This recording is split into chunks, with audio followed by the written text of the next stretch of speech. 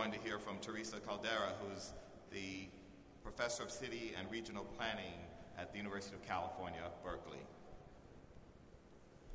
Thank you. Thank you very much for the invitation to come here today.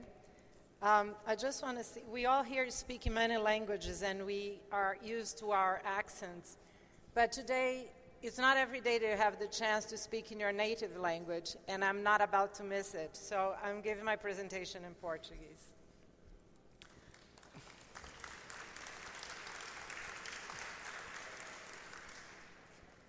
Uma das imagens mais emblemáticas de São Paulo, usada com frequência em publicações internacionais que tratam da cidade, é essa imagem do Morumbi, que mostra de um lado a favela e de outros condomínios de luxo, do outro lado do muro.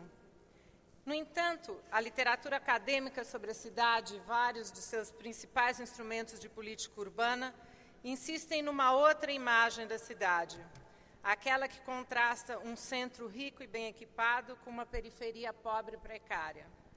De acordo com essa imagem, a cidade é constituída não somente por mundos sociais e espaciais opostos, mas também por uma clara distância entre eles. Como esses imaginários são contraditórios, um apontando para a obscena proximidade entre a pobreza e a riqueza, e o outro para a grande distância entre eles, como que eles podem, essas duas imagens, representar a cidade? São Paulo é, obviamente, uma cidade complexa, e sua complexidade não vai ser capturada por modelos duais simplistas, seja da proximidade ou da distância de seus grupos sociais opostos. Para representar a cidade, nós temos que juntar essas duas e outras imagens que nos ajudem a captar as mudanças no modo pelo qual as desigualdades têm se estruturado na cidade. Essas duas imagens são resultados de dois processos históricos que se amalgamaram e cujas expressões materiais se sobrepõem hoje nos espaços da cidade. A visão do centro rico comparado à periferia pobre corresponde ao padrão de urbanização consolidado por volta de 1940, que dominou a cidade até os anos 90. Durante esse período, a área urbanizada de São Paulo se expandiu dramaticamente em razão da disseminação da autoconstrução, processo pelo qual os trabalhadores compram lotes de terras baratos em áreas sem infraestrutura e investem décadas de economias e trabalho familiar, construindo e aprimorando a casa dos seus sonhos. Enquanto isso, as classes médias e altas permaneceram no centro e se beneficiaram da boa infraestrutura e serviços e do acesso regularizado e subsidiado à terra. Durante a década de 70, essa separação simples começou a ser transformada por processos que afetaram tanto o centro quanto a periferia. Uma das principais fontes de transformação foi a organização dos movimentos sociais pelos moradores da periferia. Esses novos proprietários compreenderam que a organização política era a única forma de obrigar as autoridades municipais a estender a infraestrutura urbana e os serviços para os seus bairros. Esses movimentos sociais contribuíram não só para a democratização, mas também para transformar o espaço das periferias. A administração pública atendeu às suas reivindicações e todo tipo de infraestrutura urbana nas periferias melhorou substancialmente. Como resultado, muitos bairros que começaram como mato apenas algumas décadas atrás estão agora completamente urbanizados. Um segundo processo que transformou o modelo centro-periferia teve início no centro.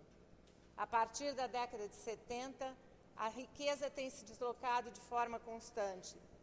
Por um lado, um novo polo comercial se formou na região sudoeste da cidade, ao lado do Rio Pinheiros. Por outro lado, parte das classes médias e alta começou a se retirar do centro e seus espaços públicos. O medo da criminalidade violenta foi a principal justificativa para sua migração, feita centenas de milhares. Optaram por viver em enclaves fortificados em áreas distantes dos centros, muitas das quais tinham até então sido ocupadas exclusivamente pelos pobres.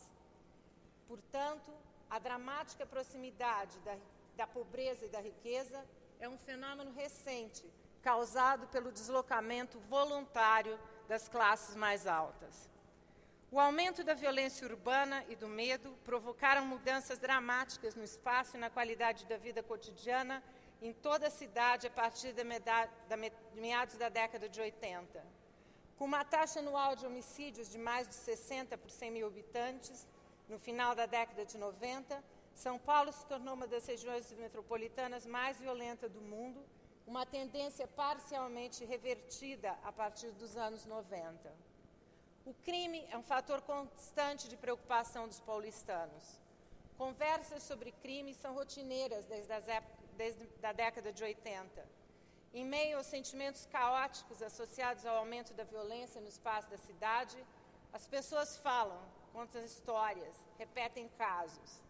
Ao contrário da experiência do crime, que rompe significados e desorganiza o mundo, a fala do crime simbolicamente o reorganiza. Essa reorganização simbólica é expressa em termos simplistas e com categorias antagônicas óbvias, sendo as mais comuns a do bem e do mal. Reduções e estereótipos são mecanismos centrais da fala do crime. Essas narrativas impõem separações, estabelecem distâncias, segregam, impõem proibições e restringem movimentos. Em resumo, elas simplificam e encerram o mundo, elaboram preconceitos e tentam eliminar ambiguidades.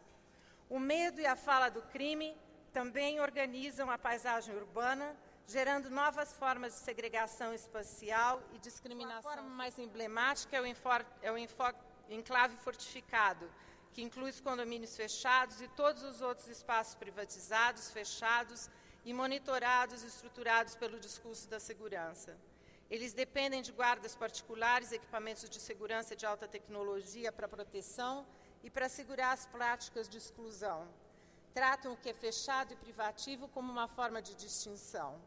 À medida que essa lógica se torna dominante, se espalha por toda a cidade. Muros estão agora por toda a parte, mesmo nas mais remotas áreas das periferias, não apenas para proteção contra a criminalidade, mas também para distinguir vizinhos uns dos outros e exprimir distinção social. Foi no contexto da proliferação de simplificações e interpretações estereotipadas, ancoradas no medo do crime, que as periferias heterogêneas de São Paulo começaram a ser chamadas de favelas, um processo de redução que obscurece as suas significativas melhorias sociais. A tendência a homogeneizar as condições e os espaços da pobreza e identificá-las com sua pior configuração está agora disseminada. Essa tendência é também reproduzida pelos próprios moradores da periferia. De várias formas, o RAP de São Paulo elabora uma dicotomia entre lá e aqui e denuncia a desigualdade que existe entre eles. O RAP articula a experiência dos homens jovens nas periferias contemporâneas que crescem em um contexto de alta violência e têm poucas chances de inclusão nos mercados formais. Os rappers articulam uma poderosa crítica social. Eles denunciam o racismo, exprimem um antagonismo explícito entre as classes e criam um estilo de confronto que deixa muito espaço para tolerância e para negociação. Os seus raps estabelecem uma distância não negociável e sem mediações entre ricos e pobres, negros e brancos, centro e periferia, e articulam uma posição de fechamento. Eles pensam a periferia como um mundo à parte. Nós aqui, você lá, cada um no seu lugar, como dizem os Racionais. O mundo é diferente da ponte para cá. A construção de separações claras e não negociáveis e o uso de símbolos estereotipados para representar mundos sociais antagônicos são atitudes atualmente encontradas em ambos os lados da sociedade brasileira. A condição de alto fechamento dos rappers é paralela ao fechamento da classe média e alta. O medo, a fala do crime, a adoção de muros, tudo isso transforma o caráter de espaço público. Privatização, fechamentos e dispositivos de distanciamento criam um espaço público fragmentado no qual a desigualdade é um valor estruturante. Mesmo assim, esse espaço público tratado como resto não tem permanecido vazio ou sem marcas.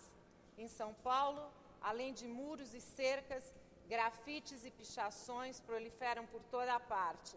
De fato, eu diria que atualmente a pichação é um dos sinais mais homogeneamente distribuídos pela cidade.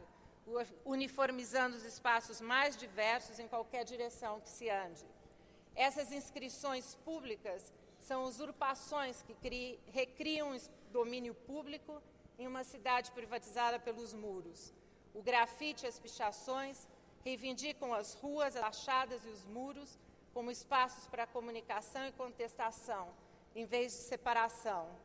A maioria dos grafiteiros e pichadores são homens jovens das periferias. Através das suas inscrições, eles transgridem, ignoram limites e se apropriam dos espaços para marcar sua discriminação. Embora o grafite e a pichação tenham raízes similares, eles constituem tipos diferentes de intervenção no espaço público.